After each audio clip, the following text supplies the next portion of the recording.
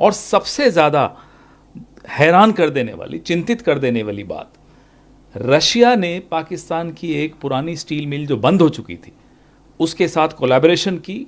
$2.6 billion इसमें पाकिस्तान को मिलेगा।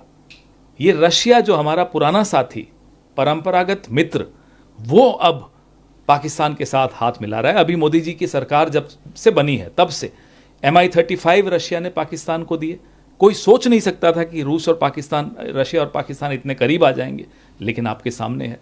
कुवैत, गल्फ, ईरान, सबके समझौते पाकिस्तान से ऑपरेशन सिंदूर के बाद हो रहे हैं। कुवैत ने वीजा की रेस्ट्रिक्शन हटा दी है। हो क्या रहा है ये विदेश नीति में? और विदेश नीति पे सवाल उठाओ, सब आप राष्ट्र विरोधी हो। सुरक्षा नीति पर सवाल उठाओ, राष्ट्र विरोधी हो। ये कब तक आप राष्ट्र विरोधी कह कहकर सवालों से बचेंगे? और पूरे देश में घूम रहे हैं कपड़े बदल बदल के, ऑपरेशन सिंदूर, ऑपरेशन। अरे आप ये जरा अपनी गिरेबान में झांक कर देखिए ना कि कहां ले आए आप भारत को। अमेरिका धमका रहा है, कह रहा है हमने व्यापार रोकने की धमकी दी इसलिए ऑपरेशन सिंदूर रुका। आपकी हिम्मत नहीं हो रही एक जवाब देने की। और कोलंबिया जैसा देश पाकिस्तान के साथ खड़ा, भूटान, नेपाल, श्रीलंका, कौन आपके साथ खड़ा हुआ था ऑपरेशन सिंदूर में? ये हम नहीं पूछेंगे।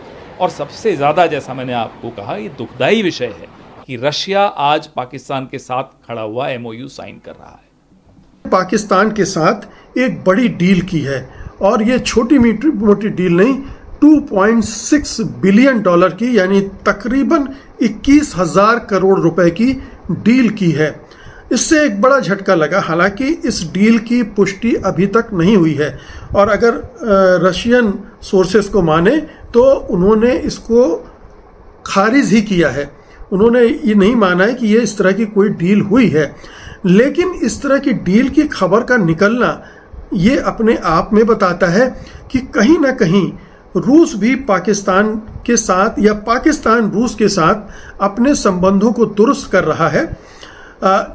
अमेरिका के साथ तो दुरुस्त कर ही रहा है, मैं अभी उस पर फिर आऊँगा। चीन के साथ दुरुस्त है, उसके बढ़िया संबंध हैं। पाकिस्तान चाहता है रूस के साथ भी उसके संबंध अच्छे हो जाएं, और ये सिलसिला पिछले 3-4 साल से एकदम से बढ़ गया है। 2024 में जो शंघाई सहयोग संगठन SCO है, उसकी बैठक के दौरान पुतिन और शहबाज शरीफ की मुलाकात हुई थी 2024 में कजाकिस्तान में। और उसके बाद दोनों ने ये तय किया था कि द्विपक्षीय जो व्यापार है, कच्चा तेल है, जो एनर्जी रिसोर्सेज हैं और अनाज वगैरह की आपूर्ति को बढ़ाएगा रूस चीन के लिए, पाकिस्तान के लिए। और शहबाज शरीफ ने कहा था कि अगर बार्टर सिस्टम के अंतर्गत ये व्यापार हो तो बड़ा अच्छा होगा। इसके पहले 2022 में समरकंद में ही इसका शंघाई कोऑपरेशन की मीटिंग हुई थी, और उसमें भी पुतिन की शहबाज शरीफ से मुलाकात हुई थी। ये 2 मीटिंग बड़ी क्रूशियल मानी गई थी, और उसी का कल्मिनेशन माना जा रहा है कि एक बड़ी जो डील रूस के साथ हुई है, और इसमें पाकिस्तान ने अपने संबंध काफ़ी बेहतर बना लिए हैं। अब रूस, आप जानते हैं कि भारत का बहुत पुराना मित्र रहा है, और भारत लगातार कोशिश करता रहा कि वो मित्रता बनी रहे।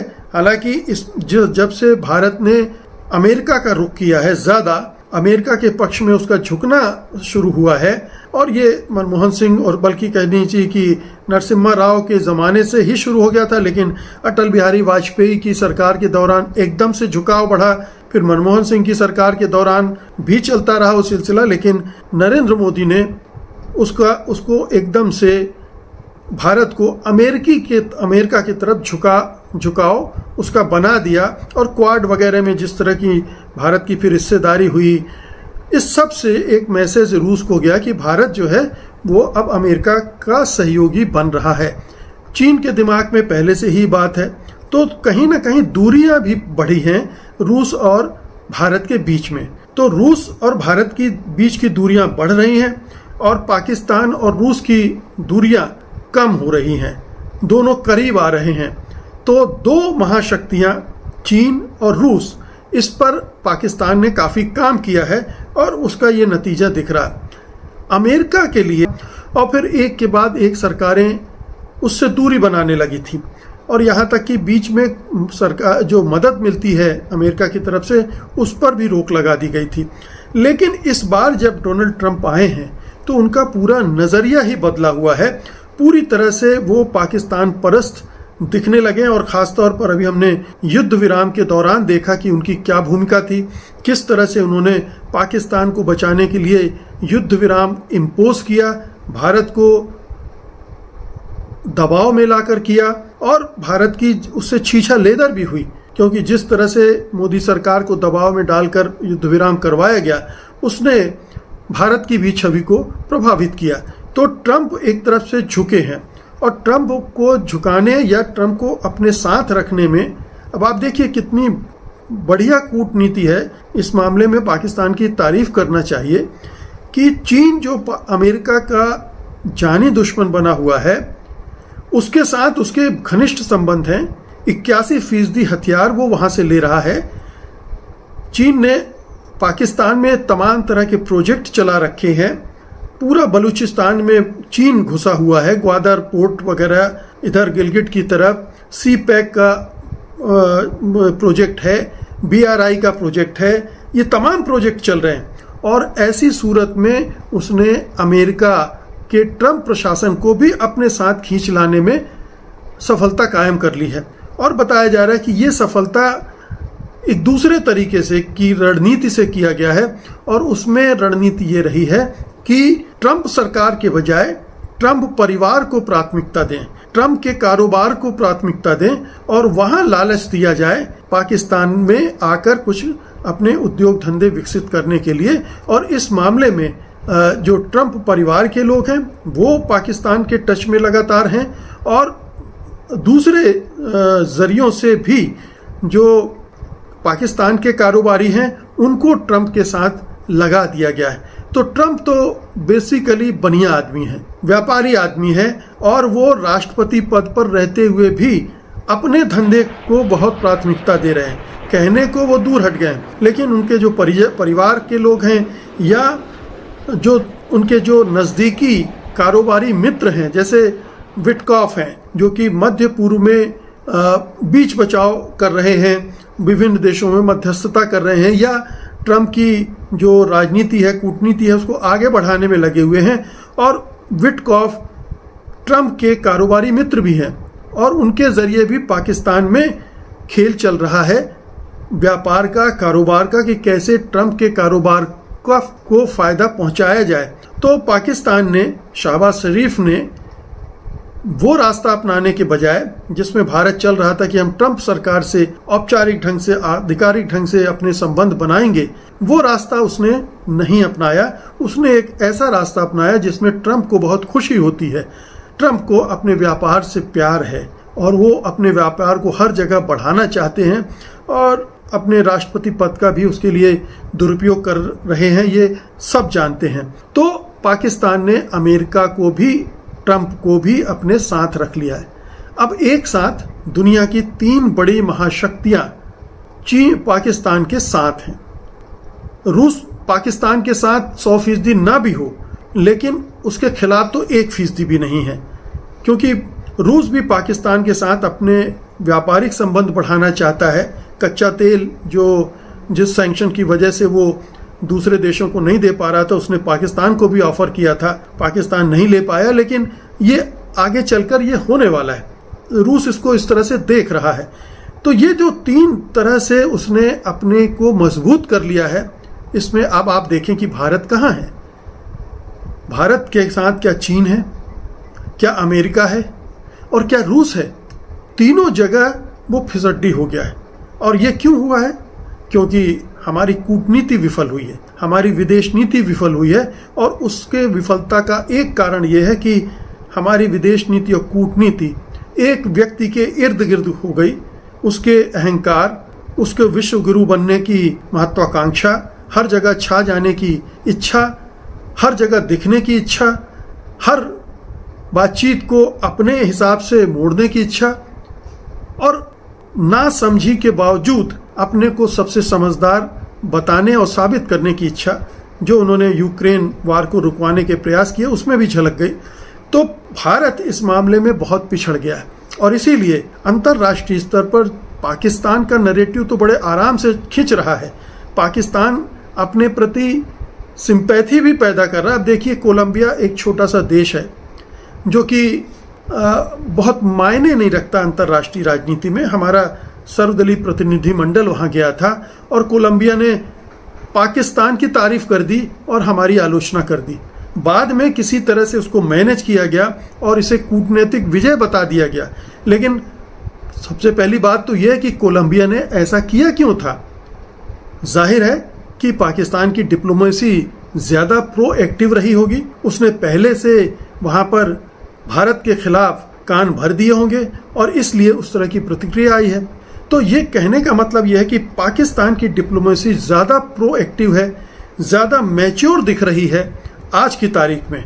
कभी भारत की डिप्लोमेसी बहुत स्ट्रांग होती थी, उसके सामने पाकिस्तान टिकता नहीं था। तमाम अंतर्राष्ट्रीय मंचों पर भारत का जलवा होता था। आज ये हालत है कि भारत को कोई पूछ नहीं रहा है। हमारे इतने सारे प्रतिनिधिमंडल गए हैं विदेश में, कहीं उनको कवरेज नहीं मिल रहा है, लोकल कोई उनको पूछ नहीं रहा है। छोटे स्तर के अधिकारियों से मुलाकात हो रही है या फिर वो जो भारतवंशी हैं उन्हीं से मिलकर वो खुश हो रहे हैं। और एक एजेंसी यहाँ से गई है, वही बार बार एक ही माइक दिखेगा, जितना भी वहाँ से रिपोर्टिंग हो रही है उसी तरह की रिपोर्ट आपको देखने को मिलेगी।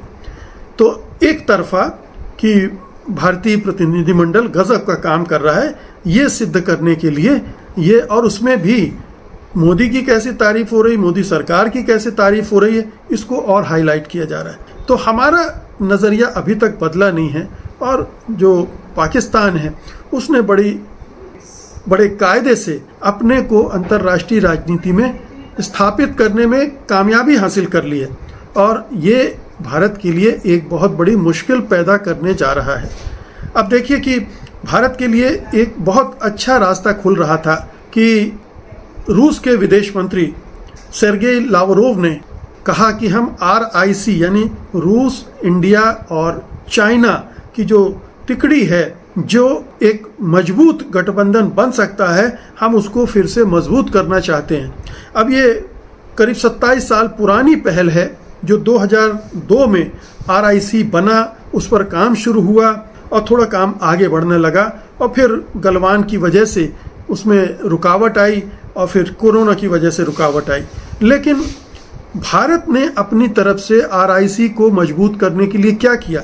ठीक है, पाकिस्तान अमेरिका को अपने साथ ला पा रहा है, लेकिन भारत क्या रूस अपने पुराने मित्र को अपने पहले की तरह अपने साथ नहीं जोड़ सकता था? क्या RIC के जरिए वो चाइना का जो पाकिस्तान प्रेम है या पाकिस्तान को जिस तरह से संरक्षण देता है, क्या उसको कम नहीं कर सकता था? करवा सकता था अगर वो रूस की मदद लेता और चाइना को थोड़ा सा सॉफ्टन कर लेता तो उसको फ़ायदा होता। इसी तरह से अमेरिका में भी ये समझदारी दिखानी चाहिए थी कि जब ट्रंप आने वाले थे तो ट्रंप को कैसे हैंडल करना है, ये भारतीय जो कूटनीतिज्ञ हैं, जो डिप्लोमेट्स हैं, उनको सोचना चाहिए था। भारत सरकार को सोचना चाहिए था। मोदी सरकार को एक नई रणनीति बनानी चाहिए थी। वो उसमें उसकी दिलचस्पी नहीं रही। हमारे प्रधानमंत्री की दिलचस्पी ट्रंप से मुलाकात करने में रही, ट्रंप के दरबार में हाजिरी लगाने में रही, ट्रंप से डांट खाकर वापस आ गए और टैरिफ भी की जो वार है उसमें भी उनके सामने हाथ जोड़कर खड़े हो गए। तो ये दिक्कत है हमारे मोदी सरकार की, प्रधानमंत्री मोदी की, कि वो समझ नहीं पा रहे हैं कि विश्व की राजनीति किस तरह से बदल रही है, समीकरण कैसे बदल रहे हैं और उसमें भारत को अपने कार्ड कैसे खेलने हैं, और जिसकी वजह से भारत को नुकसान हो रहा है। और ये नुकसान मोदी जी को जो हो रहा है वो होता रहे, उससे कोई फर्क नहीं पड़ता, लेकिन ये भारत को नुकसान हो रहा है, यानी हम सबको नुकसान हो रहा है। ये समझने की बात है। ये मोदी और मोदी सरकार तक सीमित नहीं है, क्योंकि भारत के हित मोदी और मोदी सरकार के हितों से उसका कोई संबंध नहीं है। संबंध हम सब का है और अगर भारत के हित प्रभावित होते हैं तो विश्व में भारत की जो हैसियत थी, जो कद था, वो नीचे जो आया है, उसके नुकसान आपको और भी दूसरे क्षेत्रों में देखने को मिलेगा। तो ये एक बहुत ही चिंताजनक बात है। इस पर हम लोग बार बार बात करते रहे हैं कि कूटनीति कूटनीति कूटनीति, पाकिस्तान की कूटनीति और भारत की कूटनीति ये आमने सामने रखकर देखिए तो आपको समझ में आएगा कि पाकिस्तान कैसे आगे निकल रहा है और भारत कैसे पीछे पिछड़ रहा है। बहुत बहुत शुक्रिया आपका। धन्यवाद। नमस्कार।